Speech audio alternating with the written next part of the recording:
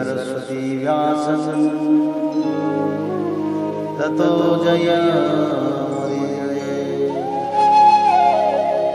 मूकं करोति वाचालं पंगुलंघयते यत्कृपातमहं वन्दे परमानन्दमाधवो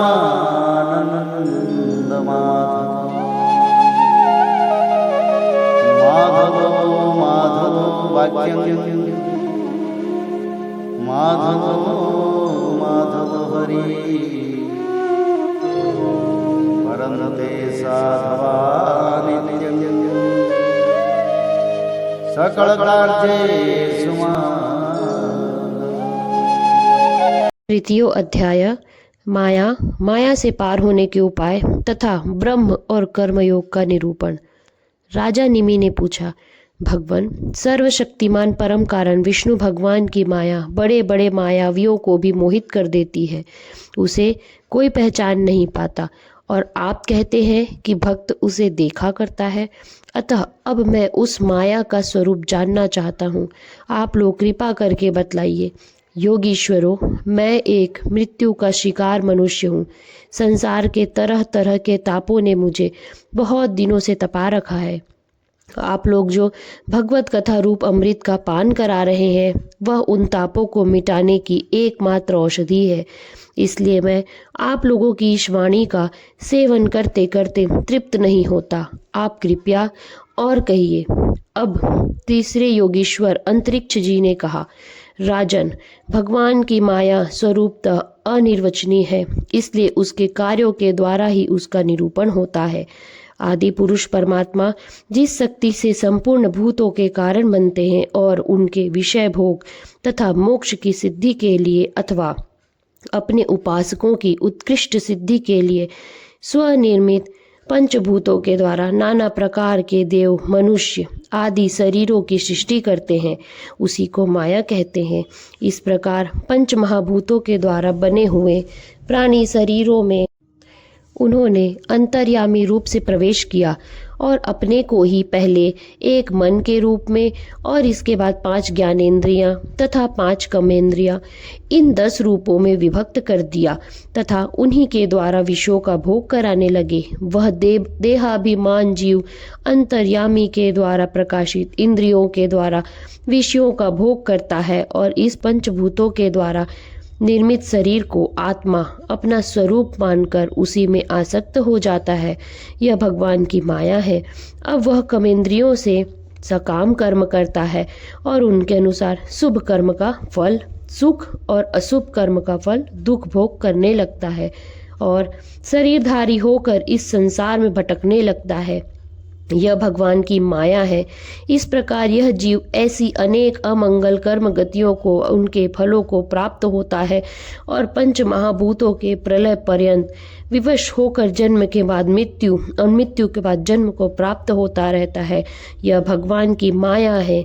जब पंचभूतों के प्रलय का समय आता है, तब अनादि और अनंत काल स्थूल तथा सूक्ष्म द्रव्य एवं गुण रूप इस समस्त व्यक्त सृष्टि को अव्यक्त की ओर, उसके मूल कारण की ओर खींचता है।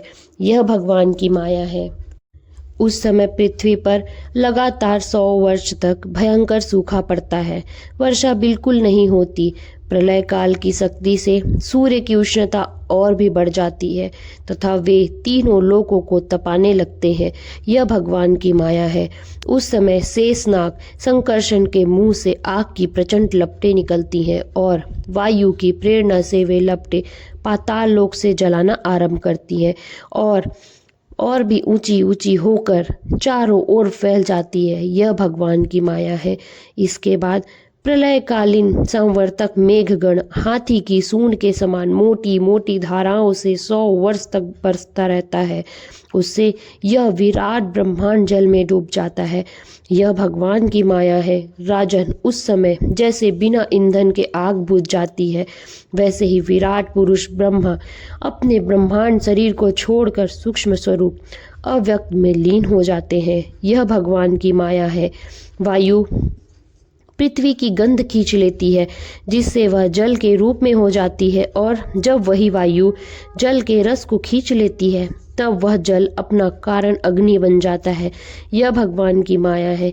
जब अंधकार अग्नि का रूप छीन लेता है तब वह अग्नि वायु में लीन हो जाती है, और जब अवकाश रूप आकाश वायु की स्पर्श शक्ति छीन लेता है तब वह आकाश में लीन हो जाता है। यह भगवान की माया है। राजन, तदंतर काल रूप ईश्वर आकाश के शब्द गुण को हरण कर लेता है, जिससे वह तामस अहंकार में लीन हो जाता है। इंद्रियां और बुद्धि राजस अहंकार में लीन होता है। मन सात्विक अहंकार से उत्पन्न देवताओं के साथ सात्विक अहंकार में प्रवेश करता है तथा अपने 3 प्रकार के कार्यों के साथ अहंकार महत्व में लीन हो जाता है। महतत्व प्रकृति में और प्रकृति ब्रह्म में लीन होती है। फिर इसी के उल्टे क्रम से सृष्टि होती है। यह भगवान की माया है। यह सृष्टि, स्थिति और संहार करने वाली त्रिगुणमयी माया है। इसका हमने आपसे वर्णन किया। अब आप और क्या सुनना चाहते हैं? राजा निमि ने पूछा। महर्षि जी, इस भगवान की माया को पार करना उन लोगों के लिए तो बहुत ही कठिन है जो अपने मन को वश में नहीं कर पाए हैं। अब आप कृपा करके यह बतलाइए, जो लोग शरीर आदि में आत्मबुद्धि रखते हैं तथा जिनकी समझ मोटी है, वे भी अनायास ही इसे कैसे पार कर सकते हैं? अब चौथे योगीश्वर प्रबुद्ध जी बोले, राजन, स्त्री पुरुष संबंध आदि बंधनों में बंधे हुए संसारी मनुष्य सुख की प्राप्ति और दुख की निवृत्ति के लिए बड़े बड़े कर्म करते रहते हैं। जो पुरुष माया के पार जाना चाहता है उसको विचार करना चाहिए कि उनके कर्मों का फल किस प्रकार विपरीत होता जाता है। वे सुख के बदले दुख पाते हैं और दुख निवृत्ति के स्थान पर दिनों दिन दुख बढ़ता ही जाता है। एक धन को ही लो, इससे दिन पर दिन दुख बढ़ता ही है। इसको पाना भी कठिन है, और यदि किसी प्रकार मिल भी जाए तो आत्मा के लिए तो यह मृत्यु स्वरूप ही है। जो इसकी उलझनों में पड़ जाता है वह अपने आप को भूल जाता है। इसी प्रकार घर, पुत्र, स्वजन संबंधी, पशुधन आदि भी अनित्य और नाशवान ही है। यदि कोई इन्हें जुटा भी ले तो इन्हें क्या सुख शांति मिल सकती है? इसी प्रकार जो मनुष्य माया से पार जाना चाहता है उसे यह भी समझ लेना चाहिए कि मरने के बाद प्राप्त होने वाले लोक परलोक भी ऐसे ही नाशवान है, क्योंकि इस लोक की वस्तुओं के समान वे भी कुछ सीमित कर्मों के सीमित फल मात्र हैं। वहाँ भी पृथ्वी के छोटे छोटे राजाओं के समान बराबर वालों से होड़ अथवा लाग डांट रहती है। अधिक ऐश्वर्य और सुख वालों के प्रति चिंतान्वेषण तथा ईर्ष्या द्वेष का भाव रहता है। कम सुख और ऐश्वर्य वालों के लिए प्रति घृणा रहती है, एवं कर्मों का फल पूरा हो जाने पर वहां से पतन तो होता ही है, उसका नाश निश्चित है। नाश कब है वहां भी नहीं छूट पाता। इसलिए जो परम कल्याण का जिज्ञासु हो उसे गुरुदेव की शरण लेनी चाहिए। गुरुदेव ऐसे हों जो शब्द ब्रह्म वेदों के पारदर्शी विद्वान हो, जिससे वे ठीक ठीक समझा सकें, और साथ ही पर ब्रह्म में परिनिष्ठित तत्वज्ञानी भी हों, ताकि अपने अनुभव के द्वारा प्राप्त हुई रहस्य की बातों को बता सकें। उनका चित्त शांत हो, व्यवहार के प्रपंच में विशेष प्रवृत्त ना हो। जिज्ञासु को चाहिए कि गुरु को ही अपना परम प्रियतम आत्मा और इष्ट देव माने, उनकी निष्कपट भाव से सेवा करे और उनके पास रह के भागवत धर्म की भगवान को प्राप्त कराने वाले भक्ति भाव के साधकों के क्रियात्मक शिक्षा ग्रहण करे। इन्हीं साधनों से सर्वात्मा एवं भक्त को अपने आत्मा का दान करने वाले भगवान प्रसन्न होते हैं। पहले शरीर संतान आदि में मन की आसक्ति खींचे, फिर भगवान के भक्तों से प्रेम कैसे करना चाहिए यह सीखें। इसके पश्चात प्राणियों के प्रति यथा योग्य दया, मैत्री और विनय की निष्कपट भाव से शिक्षा ग्रहण करें। मिट्टी, जल आदि से बाह्य शरीर की पवित्रता, छल कपट आदि के त्याग से भीतर की पवित्रता, अपने धर्म का अनुष्ठान, सहन शक्ति, मौन, स्वाध्याय, सरलता, ब्रह्मचर्य, अहिंसा तथा शीत उष्ण, सुख दुख आदि द्वंद्वों में हर्ष विषाद से रहित होना सीखें। सर्वत्र अर्थात समस्त देश काल और वस्तुओं में चेतन रूप से आत्मा और नियंता रूप से ईश्वर को देखना, एकांत सेवन यही मेरा घर है, ऐसा भाव न रखना। गृहस्थ हो तो पवित्र वस्त्र पहनना और त्यागी हो तो फटे पुराने पवित्र चिथड़े जो कुछ प्रारब्ध के अनुसार मिल जाए उसी में संतोष करना सीखें। भगवान की प्राप्ति का मार्ग बतलाने वाले शास्त्रों में श्रद्धा और दूसरे किसी की शास्त्र का निंदा ना करना, प्राणायाम के द्वारा मन का, मौन के द्वारा वाणी का और वासनाहीनता के अभ्यास से कर्मों का संयम करना, सत्य बोलना, इंद्रियों को अपने अपने गोलकों में स्थिर रखना और मन को कहीं बाहर ना जाने देना सीखे। राजन, भगवान की लीलाएं अद्भुत है, उनके जन्म, कर्म और गुण दिव्य है। उन्हीं का श्रवण, कीर्तन और ध्यान करना तथा शरीर से जितनी भी चेष्टाएं हो सब भगवान के लिए करना सीखे। यज्ञ, दान, तप अथवा जप, सदाचार का पालन और स्त्री, पुत्र, घर, अपना जीवन, प्राण तथा जो कुछ अपने को प्रिय लगता हो सब का सब भगवान के चरणों में निवेदन करना, उन्हें सौंप देना सीखे। जिन संत पुरुषों ने सच्चिदानंद स्वरूप भगवान श्री कृष्ण का अपनी आत्मा और स्वामी के रूप में साक्षात्कार कर लिया हो, उनसे प्रेम और स्थावर जंगम दोनों प्रकार के प्राणियों की सेवा, विशेष करके मनुष्यों की, मनुष्यों में भी परोपकारी सज्जनों की और उनमें भी भगवत प्रेमी संतों की करना सीखे। भगवान के परम पावन यश के संबंध में ही एक दूसरे से बातचीत करना और इस प्रकार के साधकों का इकट्ठे होकर आपस में प्रेम करना, आपस में संतुष्ट रहना और प्रपंच से निवृत्त होकर आपस में ही आध्यात्मिक शांति का अनुभव करना सीखे। राजन, श्री कृष्ण राशि राशि पापों को एक क्षण में भस्म कर देते हैं। सब उन्हीं का स्मरण करें और एक दूसरे को स्मरण करावें। इस प्रकार साधन भक्ति का अनुष्ठान करते करते प्रेम भक्ति का उदय हो जाता है और वे प्रेमोद्रेक से पुलकित शरीर धारण करते हैं। उनके हृदय की बड़ी विलक्षण स्थिति होती है। कभी कभी वे इस प्रकार चिंता करने लगते हैं कि अब तक भगवान नहीं मिले, क्या करूं, कहाँ जाऊं, किससे पूछूं, कौन मुझे उनकी प्राप्ति करावे। इस तरह सोचते सोचते वे रोने लगते हैं। तो कभी भगवान की लीला की स्फूर्ति हो जाने से ऐसा देखकर कि परम ऐश्वर्यशाली भगवान गोपियों के डर से छिपे हुए हैं, खिलखिलाकर हंसने लगते हैं। कभी कभी उनके प्रेम और दर्शन की अनुभूति से आनंद मग्न हो जाते हैं, तो कभी लोकातीत भाव में स्थित होकर भगवान के साथ बातचीत करने लगते हैं। कभी मानो उन्हें सुना रहे हो, इस प्रकार उनके गुणों का गान छेड़ देते हैं और कभी नाच नाच कर उन्हें रिझाने लगते हैं। कभी कभी उन्हें अपने पास ना पाकर इधर उधर ढूंढने लगते हैं, तो कभी कभी उनसे एक होकर उनकी सन्निधि में स्थित होकर परम शांति का अनुभव करते और चुप हो जाते हैं। राजन, जो इस प्रकार भागवत धर्मों की शिक्षा ग्रहण करता है उसे उनके द्वारा प्रेम भक्ति की प्राप्ति हो जाती है और वह भगवान नारायण के परायण होकर उस माया को अनायास ही पार कर जाता है जिसके पंजे से निकलना बहुत ही कठिन है। राजा निमि ने पूछा, महर्षियों, आप लोग परमात्मा का वास्तविक स्वरूप जानने वालों में सर्वश्रेष्ठ हैं, इसलिए मुझे यह बताइए कि जिस परम ब्रह्म परमात्मा नारायण नाम से वर्णन किया जाता है उनका स्वरूप क्या है।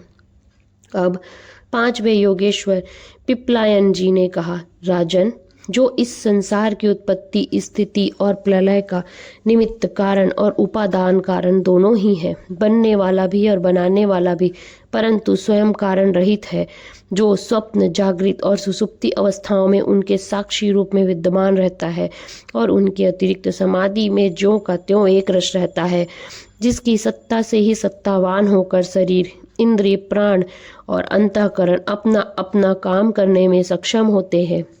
उसी परम सत्य वस्तु को आप नारायण समझिए।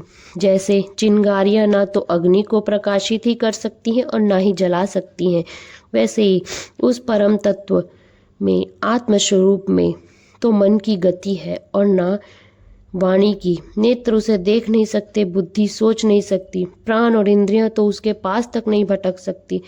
नेति नेति इत्यादि श्रुतियों के शब्द भी वह यह है इस रूप में उसका वर्णन नहीं करते, बल्कि उसको बोध कराने वाले जितने भी साधन हैं उनका निषेध करके तात्पर्य रूप से अपना मूल निषेध का मूल लक्षित करा देते हैं, क्योंकि यदि निषेध के आधार की आत्मा की सत्ता ना हो तो निषेध कौन कर रहा है, निषेध की वृत्ति किसमें है, इन प्रश्नों का कोई उत्तर ही ना रहे।